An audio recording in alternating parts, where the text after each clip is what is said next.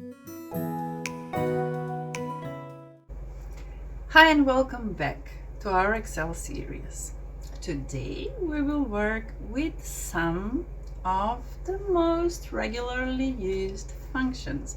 These are pre-made formulas that will save your time. You just select what you want analyzed and you get the results. And why is this important? Because, for example, apart from sum up and seeing the results, you can see how much you spend in average a day or a week or a month. You can see what is your highest expense. You see what is lowest and similar. Or you can count how many items you have of something. Same for children. If you have some collection, you can see from that collection how many items you have at the moment and how much is left for the future. Or you can analyze all the scores from your games. See what's the highest, what's the lowest, what's the average of your results. There are so many things you can play with these functions. They're very good. So let's see them in action. And now let's see some of the mostly used functions when you work with Excel. Here we have a list of 5 items I bought today, like bananas, apples, oranges, salt and sugar, and their prices. First, we will calculate the sum. And how do we do it? I put equal sum, then I go through this, I close it, and we have the total of all the 5 prices. Next thing we can calculate is how much is in average. If you want to calculate average, you will first sum up all the 5 prices and divide it by 5. But here we don't need to do that. We put equals, we put average, and then we simply drag down and we have the average. So we have spent for each of those in average 532, whatever currency.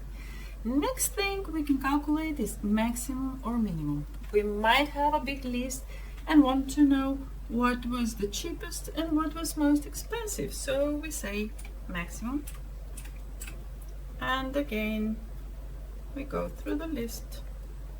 I did something wrong. Once again, maximum. We go through the list, we close it. So maximum is 951, and here it is easy to notice that that is true, correct. And minimum, again, we go through 5 prices and close it, and we can easily see 167 is the lowest number. After that, we can see that this is great for when we're working with biggest bill or highest score in a game. It's very useful. Also, very often you have a lot of data and you should know how much actually. Here we have 5 is easy, but when you have more, this is very handy.